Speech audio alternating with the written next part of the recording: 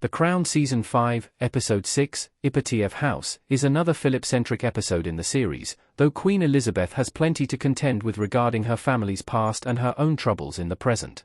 The Crown Season 5 sees a new actress as Queen Elizabeth as the timeline moves into the 1990s.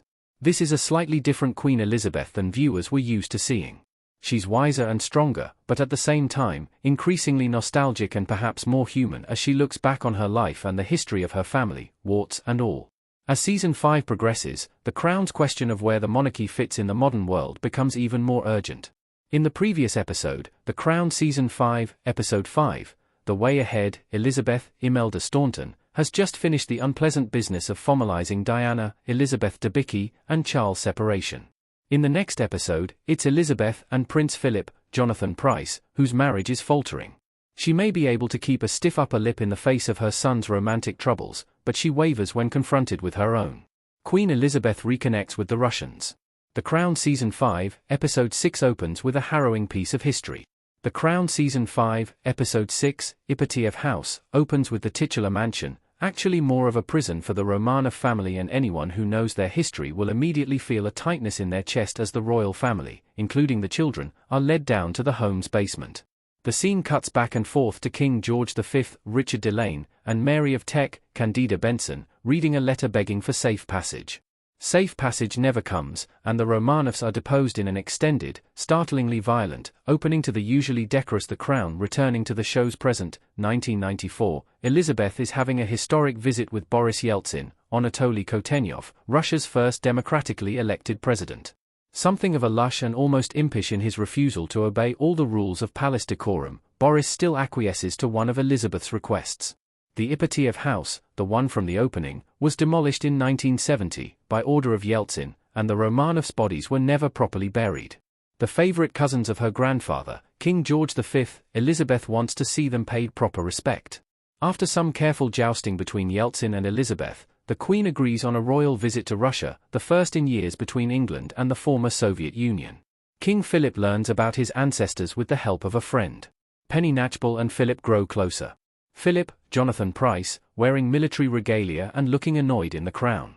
Yeltsin gets to work excavating the bodies of the Romanovs, but the authorities want to be certain of their identities before burying them with full honors. To do so, they plan to use the new state-of-the-art techniques of DNA sequencing to match the bodies. And who should be the closest relation, but Prince Philip, who also happens to have a keen interest in the science as well. After some admittedly long and overly detailed explanations of DNA sampling, scientists confirm the bodies are the Romanovs, thanks to Philip's help. His interest doesn't stop there, and Philip becomes fascinated by his ancestry, a fascination not shared by Elizabeth, and the royal couple continues to grow further distant.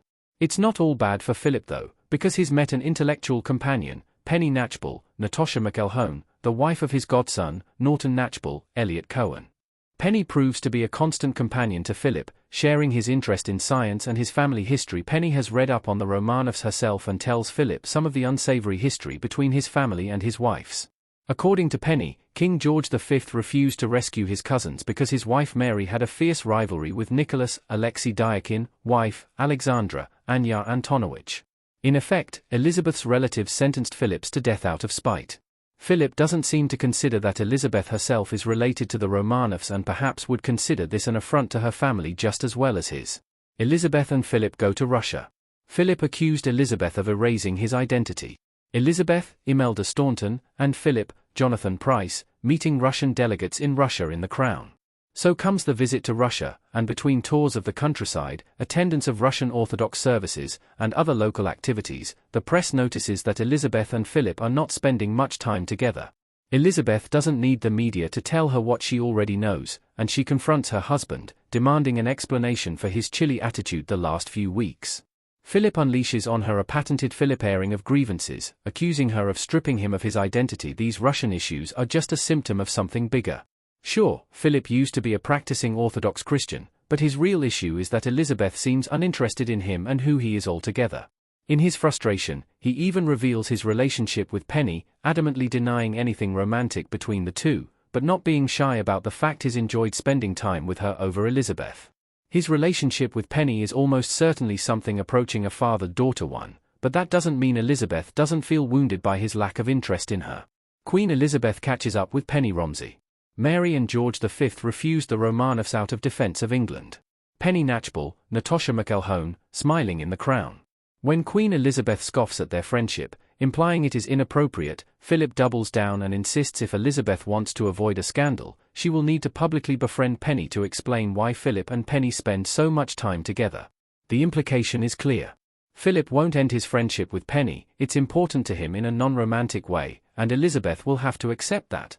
Elizabeth is once again in The Crown Season 5, forced to consider her value as a monarch, not only to England but to those closest to her. Before she agrees to publicly befriend Penny, Elizabeth wants to size her up. She takes a visit to Penny's stables, where Penny proves herself a sophisticated, humble, and honest friend to Philip. There's nothing untoward going on, but Elizabeth still needs to throw some shade, and she does so by firmly refuting Penny's theory about her jealous grandmother. The Queen reveals the truth to the Lady Romsey.